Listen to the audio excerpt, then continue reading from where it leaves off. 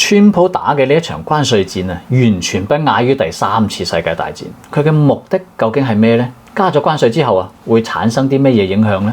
我哋今日一齊傾下。歡迎收睇4月8日老李隨口噏欄目。嗱，睇翻川普份關稅圖表啦嚇，嗰啲高關稅地區咧，大部分都係中國嘅盟友啊，以及中國供應鏈嘅中轉站。咁對於川普嚟講咧，中國威脅唔單止係一個政治口號，仲係佢嘅心魔嚟添。因為無論從軍事、經濟、工業、科技、AI 咧，可以話除咗金融之外啊，中國係全方位追趕緊嘅。咁而文化方面咧，仲係絕對領先添。咁所以川普咧，佢深信中國嘅崛起唔單止威脅到美國霸權，仲威脅到美國喺呢個世界上長期灌輸嘅意識形態。佢係從心底裏面產生嘅懼怕。嗱，我唔中意用宏大敘事嚟講爽文，我哋從邏輯上論證呢個觀點。如果一個無足輕重嘅選手，佢需要日日將你掛喺嘴邊咩？佢需要全方位打壓你，需要用意識形態去壓制你咩？直頭睇你唔到添啦，因為唔值得你喺佢身上嘥時間啊嘛。正如巔峰時期嘅泰臣，佢會唔會去小學門口撩交打啦？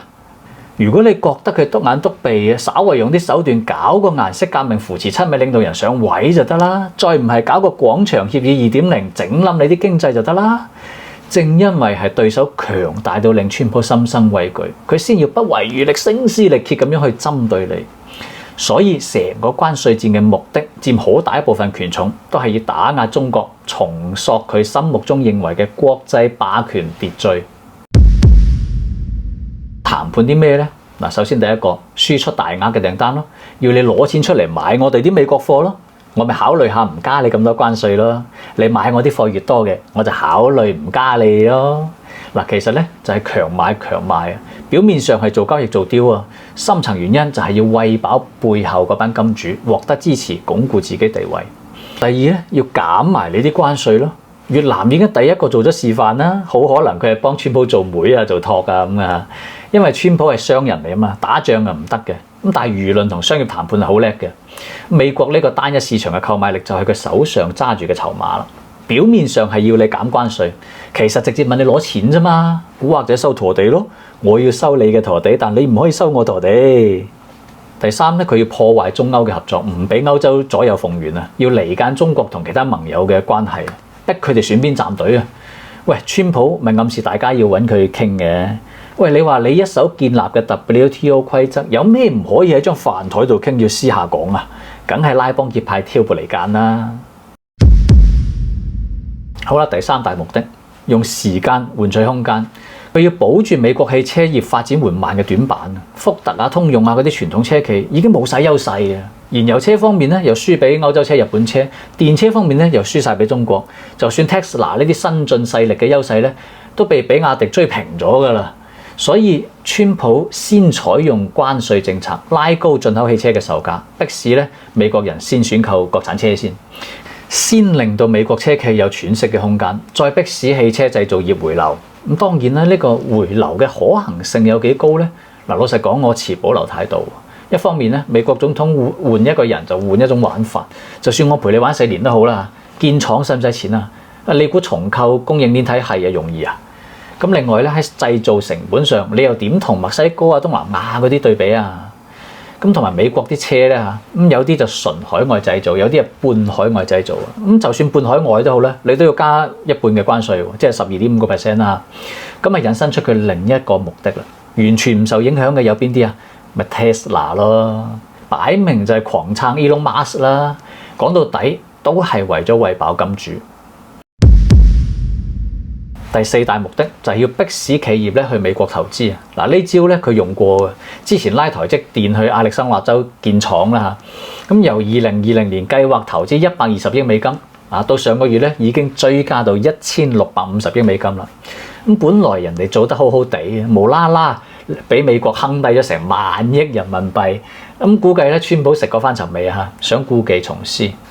冇錯啊，美國啲就業會因為咁而好咗。但係咧，台灣省就因為咁而差咗，咁啊等於你搶台灣人嗰碗飯食啫嘛。特別嗰啲中小國家嚇，佢啲產品咧入到美國貴咗啊嘛，咁貴咗自然銷量減少噶啦。好似越南啊嗰啲國家咁，成億人口要靠出口嘅，咁攞咩嚟平衡減損啊？咪只能夠主動降匯率換取生存空間咯。咁你匯率降咗，對美國資本好事嚟喎，因為你啲資產平咗啊嘛。咁到時候掃貨咪方便咯。你睇下巴菲特都清倉晒啲股票啦，就係等時機入場啫嘛。咁短期會有咩影響呢？嗱，全球嘅貿易體系就好似一個長期合作嘅項目咁嘅，每個國家負責唔同嘅角色，有人負責原料，有人負責組裝，有人做研發，有人做品牌啊。咁大家建立咗幾十年嘅規則，講嘅唔單止係公平，更加係為咗穩定性。企業要投產投資簽長期合約，最緊要嘅係知道遊戲規則穩唔穩定。你今日改規則，聽日就加關稅。喂，就算你嘅理由講得再動聽都好啦，大家都會問：4年之後你退休點算啊？喂，諗深一層，美國總統違反美國定落嚟嘅規則，你本身就唔講信用，然後你嗌大家去相信你，呢個本身就係一個悖論嚟㗎啦。咁所以咧，大家只會陪你演，但係唔會陪你玩。咁結果係點啊？投資延後、合作暫停、供應鏈調整、企業轉入觀望狀態咯。所以真正破壞全球貿易規則嘅唔只係關稅，而係大家對未來失去方向、失去信心。嗱，呢幾日全球嘅股市已經將答案話咗俾大家知啦，表明咗全世界嘅預期同情緒，大家都唔睇好川普嘅貿易戰。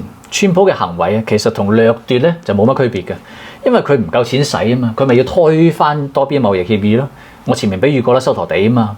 咁但係咁喎，其他國家交咗陀地，政府嘅稅收咪少咗咯。另外企業出口減少咗，就業咪差咗咯。咁調翻轉嚟啦，佢哋對美國商品嘅需求咪又少咗咯。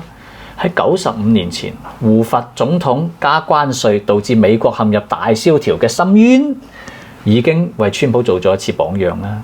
至於佢吸唔吸收到經驗，就睇造化啦。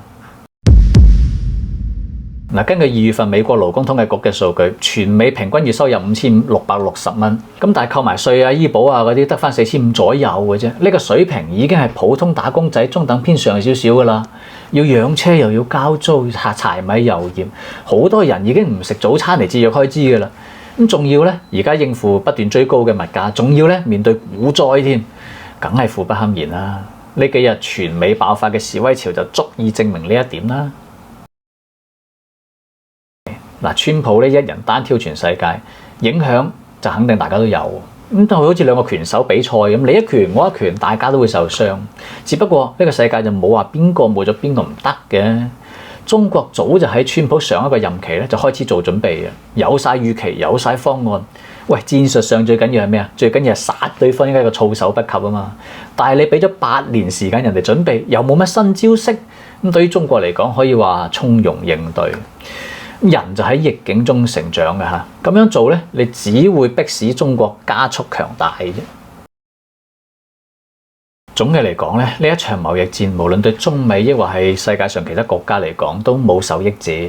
咁既然係咁，點解川普仲要一意孤行去推動呢一場貿易戰呢？咁係因為咧，對於佢個人嚟講嚇，呢一場仗如果打得贏，佢就可以保存到自己安享晚年啦。但係如果打輸咗咧，佢就可能會延續之前4年嘅遭遇，俾人政治清算，甚至可能會踎監添。可以講佢嘅最深層目的咧，唔係為咗國家而戰，而係為咗自己嘅生命同安危而戰。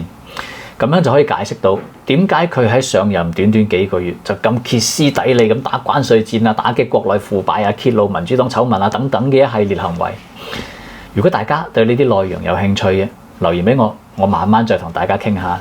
今日嘅內容就到呢度，我係老李，一個接地氣講人話嘅數據流博主。